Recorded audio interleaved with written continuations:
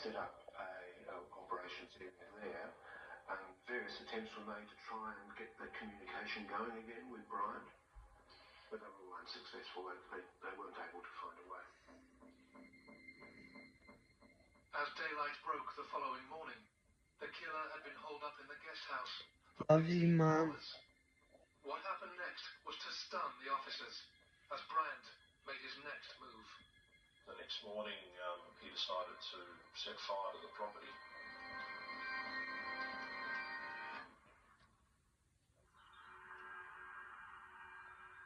Port Arthur in Tasmania has just experienced one of the worst human atrocities in Australian criminal history. A lone gunman, Martin Bryant, has walked into a tourist attraction with a semi-automatic gun and shot at innocent people. In an attack lasting 15 minutes, over 30 victims have been killed and dozens injured. More than 18 hours on from the tragedy, the killer is still hiding in a guest house nearby with possible hostages. Negotiators have lost communication after the phone line went flat. And whilst they try to re-establish connection, Bryant changes tack once more. He set fire to Seascape and then was eventually forced out by the fire. I'm not sure why he did that. I suspect he was trying to have police take some action. That didn't occur, of course, and as a result, I think he found it a bit difficult inside, perhaps getting himself burnt. He was arrested a short period of time later when he escaped from the house. With Seascape in flames, emergency services rushed to the aid of any hostages that might have been inside, whilst Bryant was taken to hospital.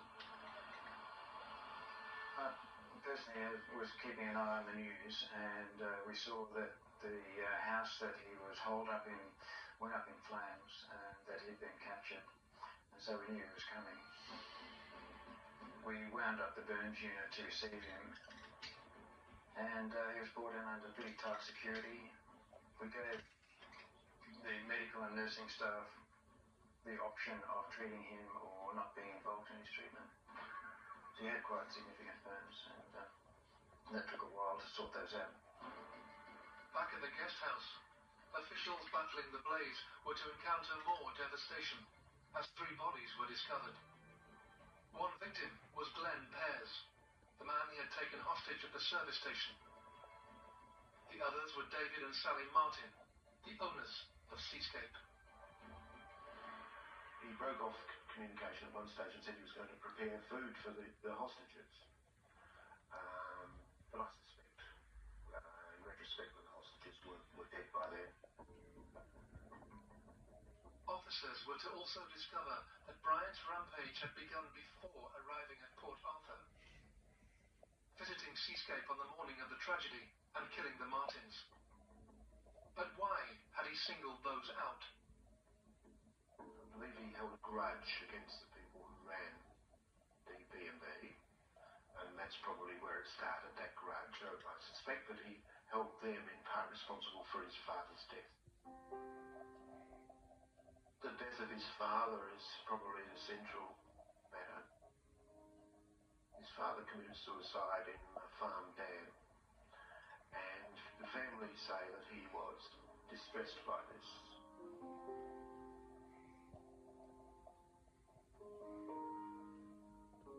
I believe that he suspected his father died because of a dispute with the people who owned Seascape. I think that's probably the heart of what happened. It started off as revenge towards them. Martin Bryant's father, Morris, had previously tried to buy the guest house. Yet the Martins secured it first, allegedly creating stress for the Bryant family. But if this was the catalyst in sending the gunman over the edge, why did he target all the other innocent victims too? I think that what happened there at Broad Arrow, he expected to be stopped.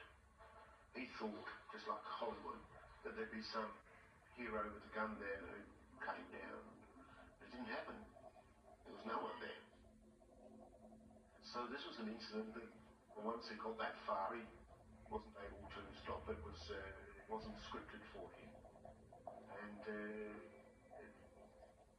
I just think he sort of got there by accident. He didn't know what to do and just kept on going.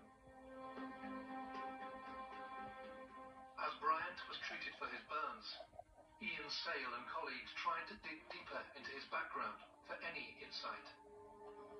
We were able to retrieve his hospital record, and we learned from that he'd recently been in hospital for quite a serious injury in a motor vehicle accident, and they had noticed some oddness about his behaviour, but had been assured by family that he's got schizophrenia.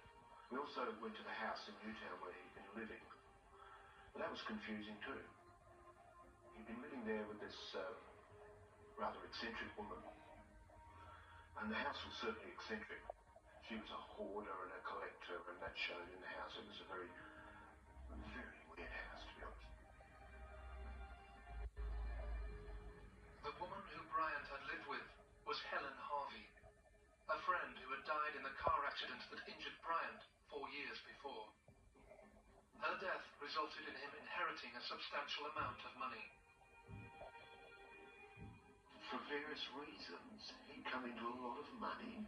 He was unrestrained.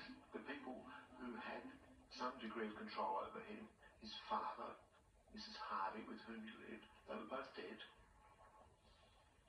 It was mayhem. Love you, Mum. Whatever he liked. And he did. Mum, love you. Bryant had, in fact, inherited an estate worth millions of dollars.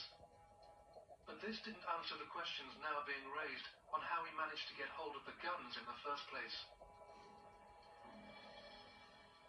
As far as I'm aware, Bryant bought one of his weapons through a classified ad. Another one he bought from a dealer who had a shop about 2 blocks away. No one knew that he had these weapons. Bryant had bought an array of semi-automatic weapons with ease, no questions asked. He held no license or authorization for them. His trail of devastation had ended the lives of 35 people and caused horrific injuries to 23 victims. The number of people left affected by his crime would be too high to count. Days after the mass shooting, the country was trying to come to terms with their loss. It shocked the nation, it shocked the world, but it really shocked Tasmania. And, people were just numb, I think, for days, weeks and months after it. I got a message from John Major, the British Prime Minister. He recalled that the massacre in Dunblane in Scotland claimed 27 lives, and John said he never imagined that within a few weeks the number killed there would be exceeded in Australia. It was a tragedy that, as the days went by, it unnerved the country.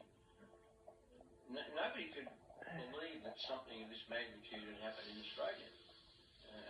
These are the sort of things that happen in other countries, they don't happen in Australia. What Port Arthur did was to bring home the fact that there were gaps in the gun laws. The Prime Minister at the time, John Howard, made quick, decisive actions to alter the legislation that was in place on guns. The magnitude of the tragedy